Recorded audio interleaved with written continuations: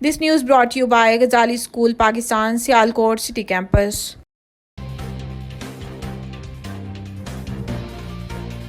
Supreme court का सहाफ़ियों के खिलाफ नोटिस वापस लेने का हुक्म। सहाफ़ियों की हरासगी से मुतालिक खुद नोटिस की समाअत चीफ जस्टिस पाकिस्तान काजी फायज़ ईसा की सरबराही में हुई। दौरान समाअत चीफ जस्टिस पाकिस्तान ने इस्तफसार किया कितने केसेस हैं, जिस पर अटॉर्नी जनरल ने बताया है कि ये 4 दरखास्तें हैं, जिनमें कयूम सदीकी और असदुर दरखास्त गुजार हैं। चीफ जस्टिस पाकिस्तान ने कहा है कि कयूम सदीकी बताएं केस खुद चलाना है या सदर प्रेस एसोसिएशन दलाइल देंगे, जिस पर अब्दुल कयूम सदीकी ने कहा है कि मैं कुछ हकाइक सामने रखना चाहता हूँ। काजी फायज़ ईसा ने रिमार्क्स दिए, कुदरत का निज़ाम देखें कि हमने अस्कुद नोटिस कोर्ट नंबर 2 में लिया, लेकिन मामला 5 रुकनी बेंच के पास अस्कुद नोटिस के इख्तियार के लिए चला गया।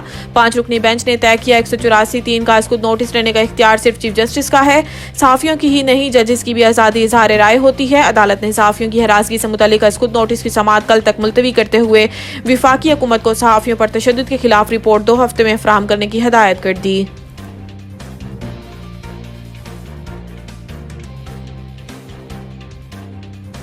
साइफर केस में इमरान खान और शाह महमूद कुरैशी का शोर शराबा, कार्रवाई मुअत्तल। अडियाला जेल में ऑफिशियल सीक्रेट एक्ट की अदालत कायम हुई, जिसमें अमरीकी साइफर केस की समाअत जज अबुल हसन जुल्करनैन के रूबरू हुई। अदालत में बानी तहरीक इंसाफ इमरान खान और रहनुमा शाह महमूद कुरैशी पेश हुए। प्रोसिक्यूटर जुल्फ़िकार नकवी और उमर बिलाल, सरकारी वकला, शाह महमूद कुरैशी की अहलिया और बेटी, आम लोग और गवाह भी कमरा अदालत में पहुंच गए। वजारत उज़्मा के दौर में इमरान खान के सेक्रेटरी रहने वाले आजम खान पर जरह शुरू हुई। इस दौरान अदालत का माहौल कशीदा हो गया। इमरान खान और शाह महमूद कुरैशी गुस्से में आ गए और शोर शराबा शुरू कर दिया। मामले की संगीनी को देखते हुए जज को कार्रवाई कुछ देर के लिए मौखर करना पड़ गई।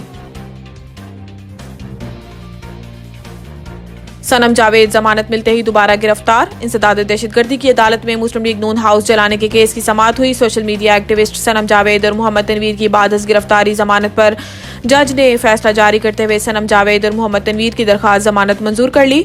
सनम जावेद के वकील ने कहा है कि मेरी मौकला को 6 माह बाद इस मुकदमा में मुलव्वस किया गया। डिप्टी प्रोसिक्यूटर अब्दुल जब्बार डोगर ने जमानत मुस्तरद करने की इस्तदा की और कहा है कि मुलजिमा सनम जावेद ने अवाम को जलाओ घराव पर उकसाया।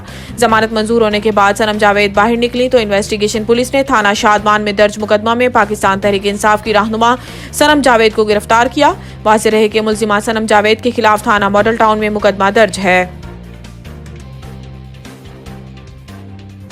फौजी अदालतों में सिविलियंस के ट्रायल की समाअत करने वाला बेंच टूट गया।